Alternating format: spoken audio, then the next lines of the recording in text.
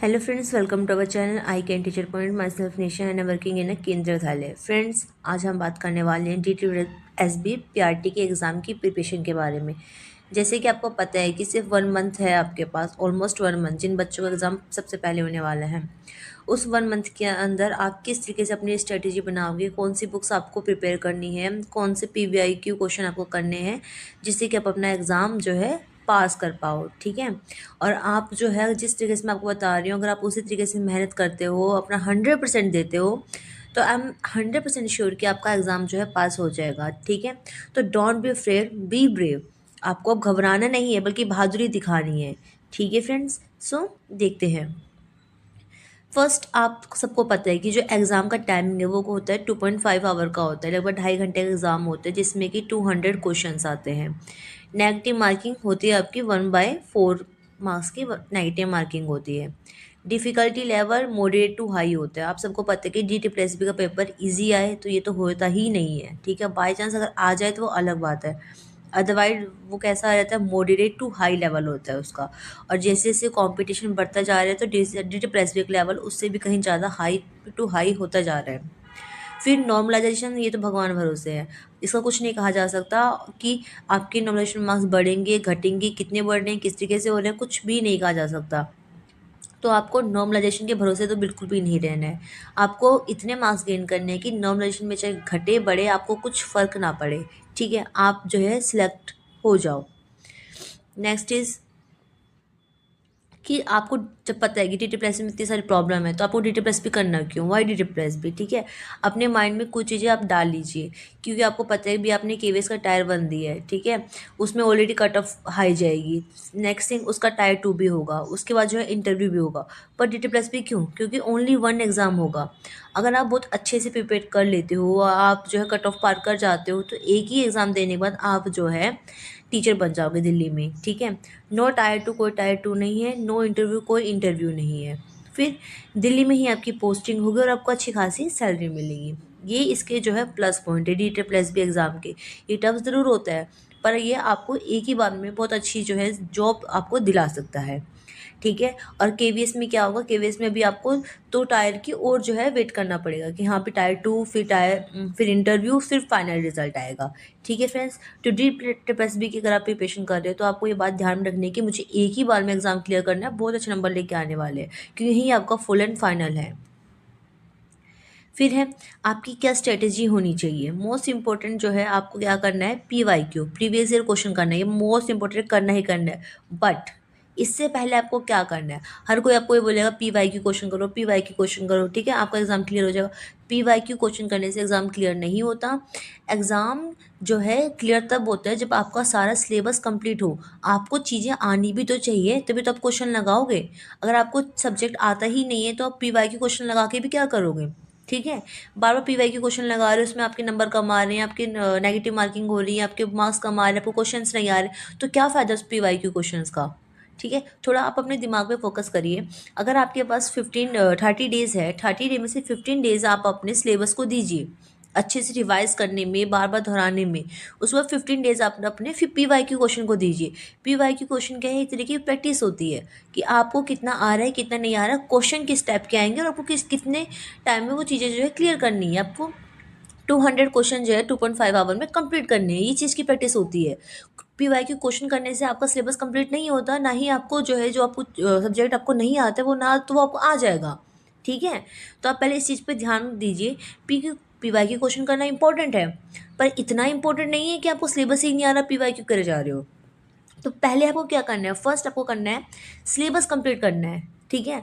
और मैं ये उम्मीद करती हूँ अगर आप DTPSB की प्रिपरेशन कर रहे हो तो आपको इंग्लिश, हिंदी, मैथ्स, रीजनिंग और GS थोड़ी बहुत, और जो है पेडागोजी, साइकोलॉजी, चाइल्ड डेवलपमेंट आती होगी, ठीक है। मैं ये नहीं कह रही आपको बहुत अच्छे से आती होगी, पर आती होगी, आपकी प्रिपरेशन हो चुकी होगी, तभी आपका सीटेट क्लियर हुआ है, ठीक है। तो आपको जितनी इंग्लिश आती है, चाहे वो वोकैबलरी है, इडियम फ्रेजेस है, ग्रामर है, आपको वो मल्टीपल टाइम रिवाइज़ करनी है, ठीक है। इंग्लिश का पूरा कंप्लीट रिवाइज़ करो आप। फिर हिंदी पूरी कंप्लीट रिवाइज़ करो। रीजनिंग को पूरा अच्छे से कंप्लीट रिवाइज करो। आप अपना टाइम बांट सकते हो कि 15 डेज़ के अंदर मुझे with in 3 to 4 days English revise करनी है, बहुत अच्छे से कर लेनी है। फिर 2-3 दिन मुझे इंग्लिश हिंदी रिवाइज करनी है अच्छे से। फिर रीजनिंग करना है कंप्लीट, सारे टॉपिक पढ़ लेने हैं। फिर आपको मैथ्स अपनी कंप्लीट करनी है, ठीक है। जितना पॉसिबल है उतना आप करने की कोशिश करिए। फिर आपको जीएस कंप्लीट करनी है। जीएस में मैं ये नहीं बोली कि जीएस तो बहुत वास्ट, आप बैठ जाओ जीएस पढ़ने के लिए, नहीं। पर जितना पॉसिबल है, जितना आपने पहले पढ़ा है उसको रिवाइज करो, ठीक है। फिर देन पार्ट 1 के PYQ क्वेश्चन लगाओ, जैसे कि एसएससी के लगाओ या DT+B के लगाओ, सब सेम ही होते हैं, ठीक है। फिर लगाओ, तब आपको पता चलेगा कि आपको कितनी प्रिपरेशन हो गई, कितनी नहीं हुई है। इंग्लिश के लिए आप, मैंने पहले ही बताया कि इंग्लिश के लिए आप नीतू सिंह मैम की पार्ट 1 की बुक फॉलो कर सकते हो। हिंदी के लिए आदित्य पब्लिकेशन की बुक फॉलो कर सकते हो। मैथ्स के लिए एसएससी PYQ, अगर आपकी मैथ्स बहुत अच्छी है। और अगर आपकी मैथ्स अच्छी नहीं है, आपकी मैथ्स नॉर्मल है, तो मैथ्स पे ज़्यादा ध्यान देकर अपना टाइम वेस्ट मत करिए और अपने मार्क्स को डिक्रीज़ मत करिएगा, ठीक है। कोशिश करिए आपकी 15 to 60 नंबर एटलीस्ट आ जाए। अगर एसएससी PYQ नहीं तो RS अग्रवाल आप करिए। अगर आपकी मैथ्स जो है नॉर्मल है तो RS अग्रवाल। रीजनिंग के लिए आप टॉपिक वाइज क्वेश्चन करिए, ताकि आपको हर टॉपिक का क्वेश्चन जो है आता रहे। जीएस के लिए आप एसएससी की PYQ क्वेश्चन पढ़ सकते हो और लूसेंट की बुक से पढ़ सकते हो, ठीक है। और करंट अफेयर के लिए आप जो है मंथली जो करंट अफेयर आते हैं, ठीक है, मंथली करंट अफेयर वो आप पढ़िए। इसमें लास्ट 6 मंथ्स के आप पढ़िए। फिर है पार्ट 2 में मैं ये उम्मीद कर रही हूँ कि आपका सीटेट का जो सिलेबस है वो कंप्लीट हुआ होगा, जितना भी सीटेट का पार्ट है। इसका मतलब ये है कि आपका 70% जो है सिलेबस जो है पार्ट 2 का कंप्लीट है, ठीक है। उसके बाद आपको एनआईएस पढ़नी है एटलीस्ट 2 to 3 टाइम्स, 2 से 3 बार आपको एनआईएस पढ़नी है। इससे क्या होगा, जो चीज़ आपके सिलेबस में आपने नहीं पढ़ी हुई सीटेट में, वो आप एनआईएस से पढ़ लोगे और आपके माइंड में चीज़ें बैठना स्टार्ट हो जाएगी। जब आप एनआईएस की बुक्स को एक बार पढ़ोगे ना, आपको समझ में नहीं आएगा। जब दोबारा पढ़ोगे तो दिमाग में बैठना स्टार्ट होगा थोड़ा थोड़ा। फिर थर्ड टाइम में आपको चीज़ें याद होना स्टार्ट हो जाएगी, ठीक है। तो 2 से 3 टाइम्स आपको पढ़ना ही पढ़ना है एनआईएस। फिर आपको लास्ट में PYQ क्वेश्चन करने हैं, वो भी मल्टीपल टाइम देखने हैं, उनके ऑप्शंस भी देखने हैं और डिटेल्स में देखनी है, ठीक है। तभी आपका जो है एग्ज़ाम बहुत अच्छा जाएगा। आपको जो है PYQ क्वेश्चन मल्टीपल टाइम करने हैं विद डिटेल्स। जो ऑप्शंस हैं ना, उनको भी डिटेल में देखने की, ऑप्शन जो है किस, अगर इनका क्वेश्चन आता है तो किस कौन सा ऑप्शन सही होगा, ठीक है, इस तरीके से करना है।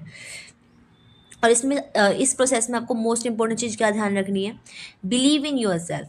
अपने आप पे पूरा बिलीव रखो कि आई कैन डू इट, कि मैं ये कर सकती हूँ, कर सकता हूँ। समझ में आया है? अगर आप ये सोचोगे मैं नहीं कर सकता हूँ, मुझसे नहीं होगा, जल्दी क्या होगा, तो सच में नहीं होगा। पर आप ये सोचोगे कि हाँ मैं कर लूँगा, 1 मंथ अच्छे से पढ़ना है ना, मैं पढ़ लूँगा, मैं पढ़ लूँगी, तो आपका 100% होगा, ठीक है। आप अपना 100% दो। I will give my best, आपके अंदर ये होना चाहिए कि मैं अपना बेस्ट दूंगी, चाहे रिजल्ट कुछ भी हो, what ever the result you will give your best. सिर्फ इस चीज़ पे आप ध्यान रखिए, चाहे रिजल्ट पॉजिटिव हो नेगेटिव डजेंट मैटर, पर आपके अंदर ये सेटिस्फेक्शन होना चाहिए कि आपने अपना पेपर बहुत अच्छे से दिया है, ठीक है। फ्रेंड्स, अगर आपको मेरी वीडियो कंटेंट इन्फॉर्मेशन अच्छा लग रहा हो तो प्लीज़ मेरे चैनल को सब्सक्राइब कर दीजिए, वीडियो को लाइक कर दीजिए। एंड इसके बाद मैं कहना चाहूँगी कि नेक्स्ट टाइम, यानी कि जब आप पेपर दे के आओगे, ठीक है, आपके मन में ये सेटिस्फेक्शन होना चाहिए कि मैंने अपना पेपर बेस्ट दिया है। तो आप मुझे कमेंट बॉक्स में लिख के बताइएगा, will you give your best, क्या आप अपना बेस्ट दोगे? यस, तो मुझे कमेंट बॉक्स में लिख के बताइएगा, ठीक है। फिर है, are you ready for hard work, क्या आप अपने हार्ड वर्क के लिए रेडी हो? क्या आप 1 मंथ हार्ड वर्क कर सकते हो? जिनका एग्जाम सबसे पहले है उनको 1 मंथ करना है, जिनका एग्जाम बाद में है उनको 1.5 मंथ 2 मंथ इस तरीके से करने हैं। क्या आप रेडी हो अपनी लाइफ के 2 मंथ 1 मंथ हार्ड वर्क करने के लिए, अपना बेस्ट देने के लिए, ठीक है। इस टाइम भूल जाइए कि आपको नींद आ रही है, आपको टीवी देखने, आपको वेब सीरीज़ देखनी है, आपको मूवीज़ देखनी है, आपको शादी में जाना है, सब भूल जाओ। इस टाइम कोई भी कुछ भी चीज़ आपको ध्यान नहीं देनी है। आपके लिए जो आपका प्रायोरिटी है ना, वो आपका एग्ज़ाम होना चाहिए। फिर है, कैन यू गिव योर 30 यहाँ पे डेज टू योर एग्ज़ाम, क्या आप अपने एग्ज़ाम के लिए 30 दिन अपने दे सकते हो? क्या आप अपने करियर को 1 महीना दे सकते हो? अगर आप दे सकते हो, ठीक है, तो ही आप इस एग्ज़ाम की प्रिपरेशन करिए, क्योंकि इसमें आपको अपना 100% नहीं, इसमें आपको अपना 200% देना होगा, ठीक है। जो चीज़ आपने अभी तक नहीं करी, आपको वो सब यहाँ पे करना होगा, ठीक है। रात को लेट नाइट तक पढ़ना होगा, सुबह उठ के भी रिवाइज़ करना होगा। आपको हर चीज़ भूल भाल के ना अपने एग्ज़ाम पे फोकस करना होगा। और अगर तब आपका एग्ज़ाम क्लियर ना हो तो आप मुझे आगे बोलिएगा कि मैम मैंने अपना 100% दिया था पर एग्ज़ाम क्लियर नहीं हुआ। पहले आप अपना सिलेबस कंप्लीट कर लीजिए। सिलेबस कंप्लीट अगर आपका हो जाता है, उसके बाद अपने PYQ क्वेश्चन लगाइए। मैं तब भी आपको बोल रही हूँ कि 15 डेज़ में अपना सिलेबस पूरा रिवाइज़ करो। अगर आप न्यू हो कि मैंने तो DSSB की कोई प्रिपरेशन ही नहीं करी, मुझे इंग्लिश नहीं आती, हिंदी नहीं आती, मैथ नहीं आती, GS नहीं आती और पेडागोजी नहीं आती, तो मैं कहूँगी आपका एग्ज़ाम क्लियर नहीं हो सकता। पर अगर आपने सीटेट में भी बहुत ध्यान से चीज़ें पढ़ी है ना, तो मैं कहना चाहूँगी अगर 1 महीने पे आप बहुत अच्छे से पढ़ते हो, अपना 200% देते हो, ठीक है, अपनी तरफ से कोई कसर नहीं छोड़ते हो, तो आपके एग्ज़ाम को क्लियर करने से कोई भी आपको नहीं रोक सकता। 15 डेज़ में आपको अपना सिर्फ सिलेबस रिवाइज करना है। आपको आपका सिलेबस बहुत अच्छे से आना चाहिए और 15 दिन में आपको जो है सारे प्रीवियस PYQ क्वेश्चन करने हैं, ठीक है। ये नहीं बोल रही कि सारे PYQ क्वेश्चन करो स्टार्टिंग से लेकर अभी तक, नहीं। एटलीस्ट 2022 में जो क्वेश्चन आया है इसका PRT का, एटलीस्ट वो करिए और आपका एग्ज़ाम 100% क्लियर हो जाने वाला है। उनको डिटेल में करिए। फ्रेंड्स, अगर आपको मेरी वीडियो अच्छी लग रही हो, कंटेंट अच्छा लग रहा हो, इन्फॉर्मेशन समझ में आ रही हो और मैं आगे भी आपके लिए ऐसी नई नई वीडियो बनाती रहूँगी और आपको गाइड करती रहूँगी, साथ में मैं जो है पार्ट 2 की प्रिपरेशन कराने की पूरी कोशिश करूँगी। तो प्लीज़ मेरे चैनल को शेयर करिए, लाइक करिए, सब्सक्राइब करिए। आज के लिए इतना ही। Thank you very much.